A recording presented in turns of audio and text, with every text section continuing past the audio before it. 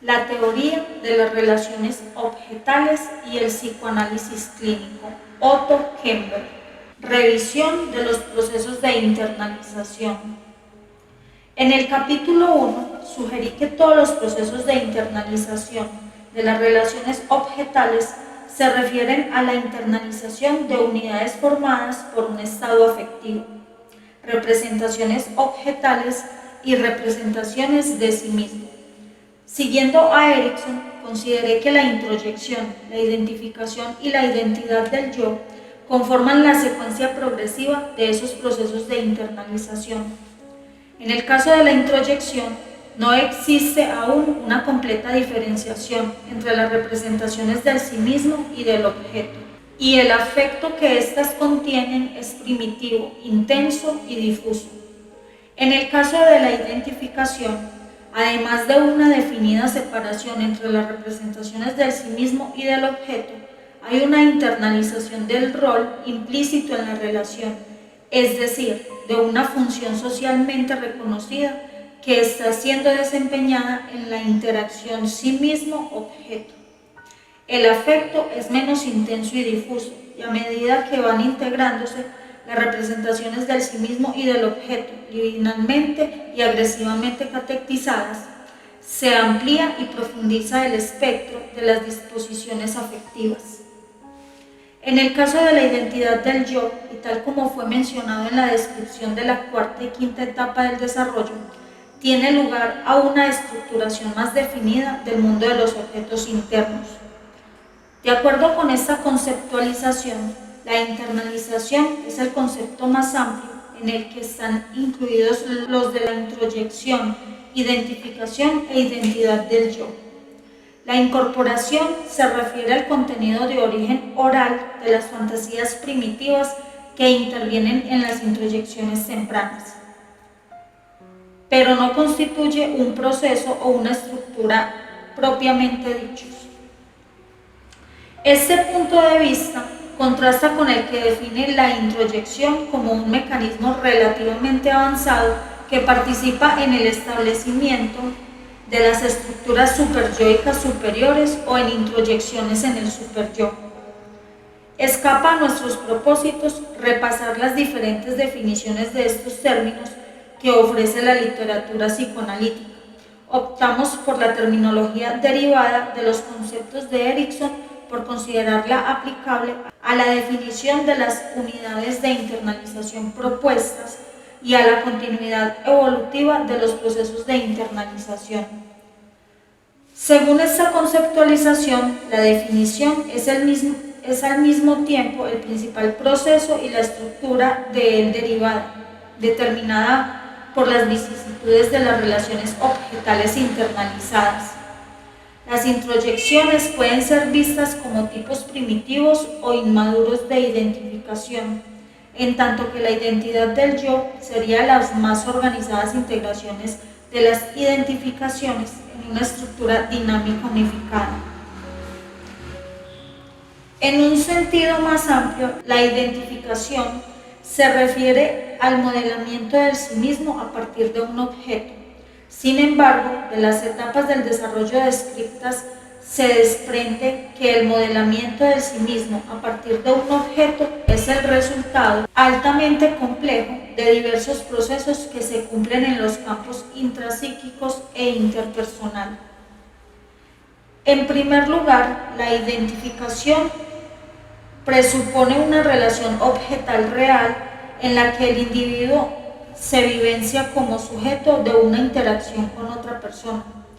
Esta relación puede ser percibida de maneras más o menos distorsionadas o fantaseadas y está sometida a los efectos del estado afectivo predominante que vincula al sujeto con el objeto.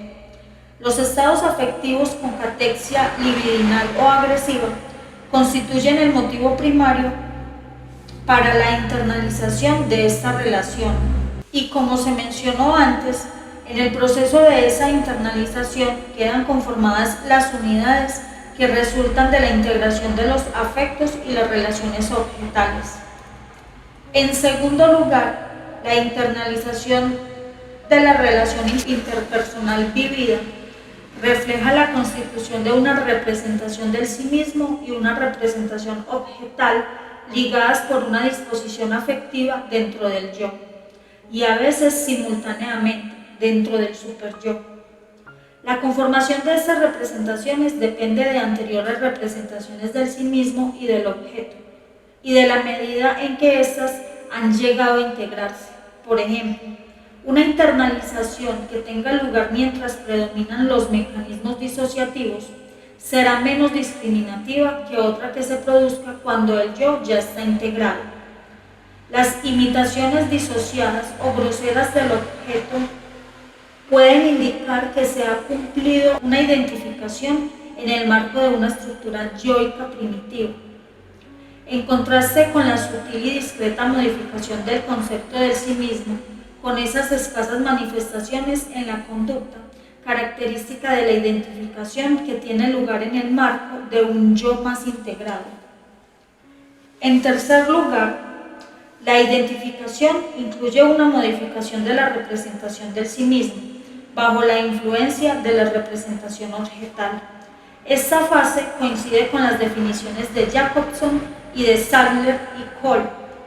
Este aspecto de la identificación no depende tanto de la naturaleza de la relación objetal real o de la percepción del sí mismo y del objeto que se internaliza, como de la medida en que una determinada representación del sí mismo se ajusta al concepto global del sí mismo que tiene cada individuo. Las presiones tendientes a una radical modificación del sí mismo en función de la representación objetal alcanzan su punto máximo mientras funcionan los mecanismos disociativos y se hace necesario realizar intensos esfuerzos para conservar un estado ideal del sí mismo ante relaciones objetales disociadas o con carga agresiva. En cuarto lugar, la identificación trae consigo la modificación de las funciones y estructuras yoicas, sobre todo de los patrones caracterológicos que constituyen los aspectos del sí mismo vinculados con la conducta y sometidos a la influencia de la relación objetal internalizada. En resumen, los procesos de identificación dependen del estado de desarrollo de las relaciones objetales internalizadas y de la medida en que el yo, el superyo y el ello han llegado a cristalizarse formando estructuras definidas. Pueden incluir también una secuencia de operaciones con resultados más o menos normales o patológicos. En las identificaciones patológicas pueden ocurrir uno o varios de los siguientes fenómenos. Respecto de la primera fase de los procesos de identificación, la proyección en el objeto de los primitivos precursores superyoicos o de derivados instintivos reprimidos pueden afectar la relación objetal hasta tal punto que solo se internaliza una versión de esta groseramente distorsionada. Este cuadro se presenta sobre todo en pacientes con una grave patología del superyo, resultante de alteraciones ocurridas durante la tercera y cuarta etapa del desarrollo de las relaciones objetales. La refusión patológica de imagen del sí mismo y del objeto, típica de la identificación psicótica, podría estar indicando una perturbación ocurrida en la segunda fase de la identificación. En tal caso, las identificaciones son reemplazadas por introyecciones regresivas de naturaleza extrema, totalmente buenas o totalmente malas.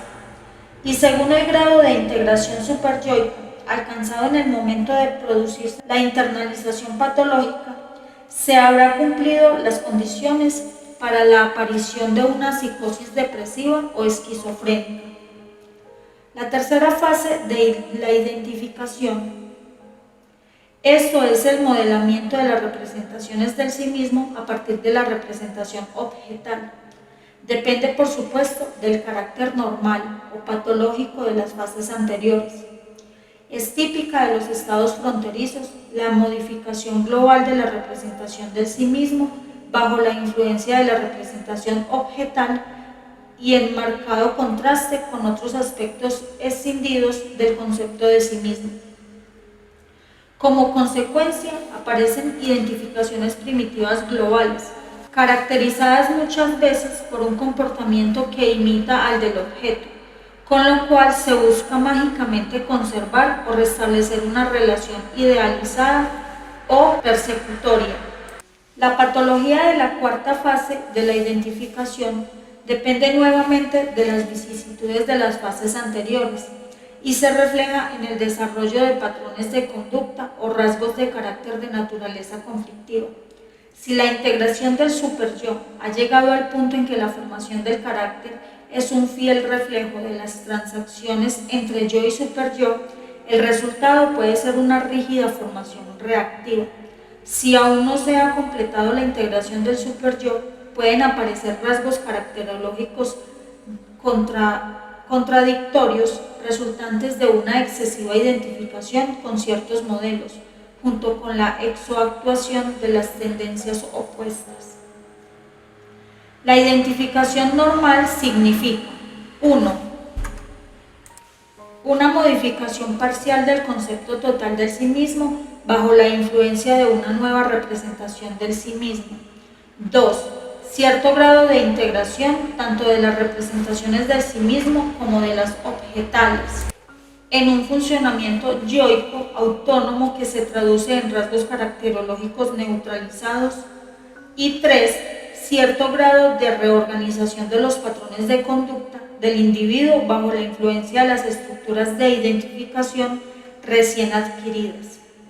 El comportarse a semejanza del propio modelo de identificación depende de varios complejos factores, el más importante de los cuales es el grado de integración del concepto de sí mismo previo a esa particular identificación. Por lo tanto, el comportamiento que simplemente imita el de un modelo externo no indica necesariamente la identificación normal o patológica con ese modelo.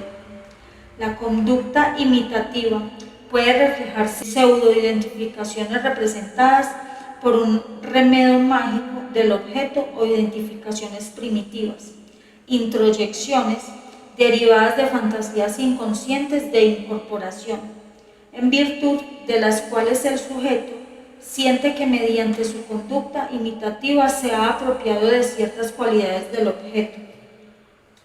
En general, las simples imitaciones de un objeto reflejan primitivos conflictos del yo y el superyo en el periodo de predominio de los mecanismos de decisión, razón por la cual los patrones foráneos de conducta pueden ser copiados sin que ello signifique integración real alguna en el yo. Los procesos patológicos de identificación derivan en última instancia en una patología de carácter. Los procesos patológicos de identificación derivan en última instancia en una patología de carácter. Cuanto más rígidos y neuróticos son los rasgos caracterológicos, mayor es la evidencia de que una antigua relación objetal internalizada y patógena que representa un conflicto dado se ha congelado, formando el patrón caracterológico. La investigación y la resolución de los rasgos del carácter, a medida que el tratamiento psicoanalítico, estos van transformándose en disposiciones transferenciales activas, revelan reiteradamente la movilización de unidades formadas por representaciones del sí mismo y del objeto, ligadas por una particular tendencia afectiva. Algunas veces, al proyectar en el analista una representación del objeto paterno, el paciente reactiva una representación del sí mismo en la interacción con esa figura transferencial, o a la inversa. Al proyectar en el analista una representación del sí mismo, el paciente se identifica con la correspondiente representación parental. Por otra parte, la investigación psicoanalítica de la patología del carácter demuestra a menudo que la relación objetal internalizada se pone de manifiesto no tanto en el vínculo del paciente con el analista, como en el vínculo intrapsíquico que se establece entre el yo y el superyo del paciente. Por ejemplo, una paciente histérica luchando contra una identificación conflictiva con la imagen introyectada de una madre poderosa, dominadora y amenazante, se ve obligada a repetir en las interacciones con su marido e hijos la misma actitud controladora y dominante que deplora en su madre. En tales circunstancias se activa en la transferencia los rasgos de tipo dominante, controlador y sádico, y la paciente parece entonces identificarse con la madre, tratando al analista de la misma manera en que ella se sintió tratada por su madre. Al mismo tiempo, al comportarse como ésta, también pone a su yo en una actitud de sumisión ante la imagen materna internalizada en el superyo. En este sentido, es la introyección del superyo de la paciente la que ahora trata al sí mismo de la paciente como su madre la había tratado a ella. Al establecimiento de rasgos caracterológicos, que son una imitación de este aspecto de su madre, representa la internalización de una sumisión al superyo, que es una de las facetas de la clásica identificación con el agresor. Desde este punto de vista, la posibilidad de determinar si los rasgos patológicos de carácter son sintónicos o distónicos con el yo es importante para poner de manifiesto la medida en que la organización del sí mismo ha sido distorsionada por presiones patológicas del superyo, la medida en que los mecanismos patológicos de excisión que predominan en el yo han hecho posible la persistencia de una formación contradictoria de la identidad, y la medida en que el concepto del sí mismo del paciente corresponde a su comportamiento real. Para un próximo audio tendremos la tercera parte: instintos, afectos y relaciones objetales.